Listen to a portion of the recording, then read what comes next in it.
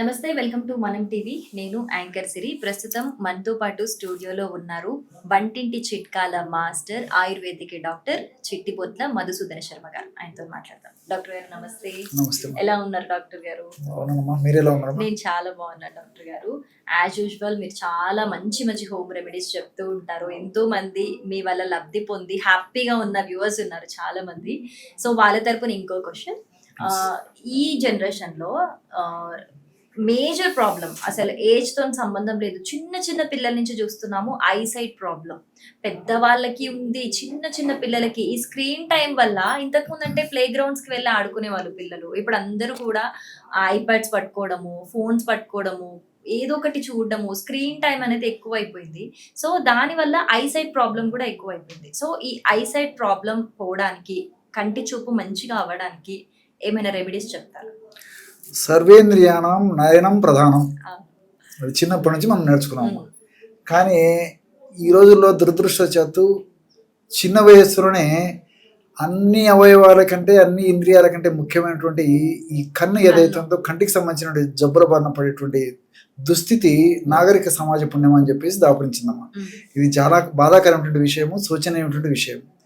So screen timings ఎక్కువ ఉండడము, అదేవిధంగా చిన్న వయసులోనే పిల్లలకి మోర్ దెన్ ద యూజువల్ వాళ్ళకు తగినంత కాకుండా వాళ్ళకు శక్తిని మించినటువంటి పద్ధతిలో వాళ్ళకు కంటి మీద ఒత్తిడి పడేటువంటి పనులు మరి ఎడ్యుకేషన్ పరంగా కూడా చేయించాల్సినటువంటి పరిస్థితులు రావడము, తర్వాత నిద్ర తక్కువగా ఉండడము, పోషకాహార లోపం, ఇలాంటి అనేక రకాల కారణాల వల్ల మరి చిన్న వయస్సులోనే మరి కంటికి సంబంధించినటువంటి అనేక రకాల సమస్యలు వస్తున్నాయమ్మా.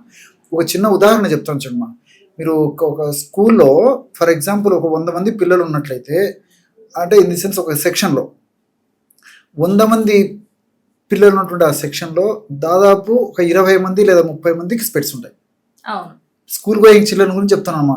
కాలేజ్ వదిలేసేయండి, పెద్దోళ్ళ గురించి వదిలేసేయండి. అంటే చిన్న వయసు నుంచే మరి దాదాపు ఒక 10 సంవత్సరాల కిందట మీ ఈ యొక్క ట్రెండ్ గమనించితే ఇంత ఉండేది కాదు. ఈ రోజుల్లో మరి చిన్న వయసు నుంచే ఈ కళ్ళజోడు వాడాల్సినటువంటి అవసరం కూడా చాలా మందిలో కలుగుతున్నాము. అంటే అవగాహన లోపము, ఆరోగ్య సరిగ్గా లేకపోవడము, అదేవిధంగా వాటి మీద సరైన కేర్ తీసుకోలేకపోవడము. సో మల్టిపుల్ ఫ్యాక్టర్స్ వల్ల మరి చిన్న వయసు నుంచే స్కూల్ గోయింగ్ చిల్డ్రన్లోనే మరి ఆ ప్రభావం మొదలైంది. సో నిజంగా ఇవన్నీ అనుకుంటే నాకు అదే ఆలోచన వస్తుందమ్మా. ఈ విషయాలన్నీ నాకు నిజంగా తెలిసింటే కనీసం ఈ వయసు వరకు కూడా ఈ స్పెట్స్ వాడాల్సినటువంటి అవసరం ఉండకపోనేమో అనిపిస్తుందమ్మా. సో గతం కథ, పోయిన రోజులు మనం తీసుకోలేం కదమ్మా. ఇవన్నీ తెలుసుకునేసరికి దాదాపు 65 సంవత్సరాలు వచ్చినాయి. కాబట్టి ఇంక నేను చేయదగింది ఏం లేదమ్మా. లేకపోతే ముందు నాకు మరి చిన్న వయసు నుంచి వీటికి సంబంధించినటువంటి కాస్తో కుస్తో జ్ఞానం ఉన్నట్లయితే ఆ జాగ్రత్తలు తీసుకొని నేను కూడా ఈ స్పెట్స్ లేకుండా చేసుకుందాం అనిపించిందమ్మా. సో దేహధర్మంలో భాగంగా తప్పని పరిస్థితి అయిపోయింది. ఏజ్ ఫ్యాక్టర్ అమ్మా. సో దానికి అప్పుడు ఏంటి కొంచెం ఈ పరిస్థితి లేకుండా ఉండేది.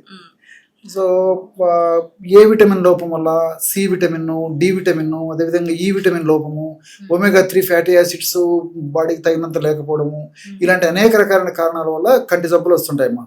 ఇంకోటి ఏంటంటే ఈ కాలంలో ముఖ్యంగా పిల్లల విషయం గురించి చెప్పుకున్నట్లయితే ఆకుకూరలు తినేటువంటి పిల్లలు మనం లైట్ వేసి వెతికినా కనపడేటువంటి పరిస్థితి లేదమ్మా. ఆకుకూరలు తినరు మా చాలా మంది పిల్లలు. సో ఫుడ్ రిస్ట్రిక్షన్స్ చాలా పిల్లలు. కరెక్ట్ చెప్పారు మా. ఫాస్ట్ ఫుడ్స్, జంక్ ఫుడ్స్ బాగా తింటారు కానీ ఆకుకూరలు, కూరగాయలు తినమంటే తినరు, పళ్ళు తినమంటే తినేటువంటి ట్రెండ్ తయారైపోయింది. పేరెంట్స్ కూడా మరి ఒకరో ఇద్దరు పిల్లలు కాబట్టి ఆ మమకారం, ఆ గోము దీంతో ఏంటంటే వాళ్ళు కూడా ఒత్తిడి చేయలేకపోవడం చేత పిల్లలకి అట్నే అలవాటు అయిపోతుందమ్మా. యాక్చువల్గా ఏంటంటే ఇప్పుడు కరివేపాకు, అదేవిధంగా ఈ కొత్తిమీర, ఇలాంటి వాటిల్లో విటమిన్ ఏ ఎక్కువ ఉంటుంది అన్నమాట. సో చిన్నప్పటి నుంచి తల్లిదండ్రులు ఆరోగ్య స్పృహను కలిగి ఉండి పిల్లల భవిష్యత్తును గుర్తెరిగి ఖచ్చితంగా పిల్లలకు మరి ఏ విటమిన్ అటువంటి ఆహార పదార్థాలను అలవాటు చేసినట్లయితే చిన్న వయసులో కంటికి సంబంధించిన జబ్బులు రావమ్మా.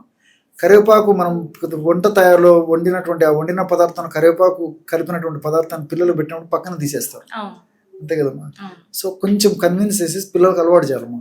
ఏదో ఒక రూపంలో ఈ పదార్థాలన్నీ కరివేపాకు, తర్వాత ఈ మెంతి, తర్వాత ఈ మునగ, పుదీనా, ఇలాంటివన్నీ అలవాటు చేయాలమ్మా. కొంతమంది కరివేపాకు పొడి చేసుకుంటూ ఉంటారు, కారపొడి లాగా. మునగాకుతో కూడా కారపొడి లాగా చేసుకుంటూ ఉంటారు. వాటి వల్ల కూడా యూజ్, చాలా యూజ్ ఉంటుందమ్మా. సో ఇలాంటివన్నీ పిల్లలకు వాడుకోవడం వల్ల మరి చిన్న వయసులోనే కంటి జబ్బులు రాకుండా ఉంటాయమ్మా. అదేవిధంగా డ్రై నట్స్ బాగా పెట్టాలి. అంటే ఇప్పుడు బాదం పప్పు ఆకారం చూసినారమ్మా, బాదాము కంటిలాగా ఉంటుందమ్మా. సో కంటి జబ్బును తగ్గిస్తుందని చెప్పేసి ఇది. అదేవిధంగా ఈ యొక్క ఒమేగా 3 ఫ్యాటీ యాసిడ్స్ దాంట్లో ఎక్కువ ఉంటాయి. అదేవిధంగా ఈ వాల్నట్స్ అమ్మా, వాల్నట్ బ్రెయిన్ లాగా ఉంటుంది, మన మెదడు ఎట్లుంటుందో అదే విధంగా. సో మెదడులో ఇది ఒక భాగం కాబట్టి దానికి సంబంధించినటువంటి ఈ యొక్క వాల్నట్ వాడుకోవడం వల్ల కంటికి సంబంధించిన జబ్బులు రావు. సో ప్రతిదానికి వెనక ఏదో ఒకటి ఇది ఉంటుందమ్మా, అంతరంగము, దానికి అర్థం ఒకటి ఉంటుంది అన్నమాట. సో ఇలాంటివి బాగా తీసుకోవాలి. డ్రై నట్స్, డ్రై ఫ్రూట్స్ బాగా తీసుకోవాలి. అదేవిధంగా ఈ యొక్క నేను చెప్పినటువంటి బదులు ఆకుకూరలు, కూరగాయలు బాగా తీసుకోవాలి. సి విటమిన్, ఎగ్జాక్ట్లీ ఏ విటమిన్ బాగుంటుందమ్మా. తర్వాత ఈ సి విటమిన్ ఉన్నటువంటి ఈ నిమ్మరసం, ఉసిరిక బాగా తీసుకోవాలి. అదేవిధంగా ఆరెంజ్, పొద్దుతిరుగుడు పప్పు, ఈ విటమిన్ బాగుంటుంది. ఇలాంటివన్నీ బాగా తీసుకుంటున్నారమ్మా. సో ఇలాంటి న్యాచురల్ ఫుడ్ తీసుకోవడం వల్ల చిన్న వయసులోనే కంటి జబ్బులు రాకుండా ఉంటాయి. ఒకవేళ వచ్చినప్పటికీ ప్రమాదకరంగా పరిణమించకుండా ఉంటాయి. మరి ఈ యొక్క కంటి జబ్బులు వచ్చినప్పటికీ కంటి జబ్బులు తీవ్ర స్థాయిలో పరిణమించకుండా, ప్రమాదకరంగా ఉండడానికి మంచి హోమ్ రెమెడీ చెప్తాను చూడమ్మా. దీనికి కరివేపాకు పొడి ఒక 25 గ్రాములు తీసుకోవాలి. మునగాకు పొడి ఒక 25 గ్రాములు తీసుకోవాలమ్మా. కరివేపాకు పొడి 25 గ్రాములు, అదేవిధంగా మునగాకు పొడి 25 గ్రాములు. కేవలం ఈ 2 పదార్థాలే, ఒక 25 గ్రాములు 25 గ్రాముల చొప్పున తీసుకోవడం వల్ల ఒక 50 గ్రామ్స్ ఔషధం తయారైపోతుంది. ఈ 50 గ్రామ్స్ ఔషధాన్ని ఒక గాజు సీసాలో నిల్వ ఉంచుకొని రోజు ఉదయం 1 గ్రాము, సాయంత్రం 1 గ్రాము ఒక ఔషధాన్ని, ఇంతకుముందు మీరు చెప్పినట్టు క్యారెట్ జ్యూస్ ఉంది కదమ్మా, క్యారెట్ జ్యూస్లో కాస్త తాటి బెల్లం కానీ వేసుకొని ఇది 1 గ్రామ్ పొడి కలుపుకొని రోజు ఒక్కసారి చాలమ్మా, 2 సార్లు కూడా అవసరం. రెగ్యులర్గా కొన్నాళ్ళ పాటు వాడుకోవడం వల్ల కంటికి సంబంధించినటువంటి అనేక జబ్బులు రాకుండా ఉంటాయి. వచ్చినటువంటి జబ్బులు కూడా ముదిరి ఇబ్బంది పెట్టకుండా ఉంటాయి, ప్రమాదకరంగా పరిణమించకుండా ఉంటాయి. కాబట్టి కనీసం సంవత్సరంలో 3 మాసాలు ఈ విధంగా చేస్తున్నాం వల్ల కూడా కంటికి చాలా రక్షణ కలుగుతుందమ్మా. సూపర్, చాలా ఈజీ రెమెడీ చెప్పారు. అందరికి అందుబాటులో కూడా ఉంటుంది, చాలా యూస్ఫుల్. సో వ్యూవర్స్ చూసారు కదా, ఈ ఒక్క రెమెడీయే కాదు, ఆయన చెప్పమంటే కోకొల్లలు చెప్తారు.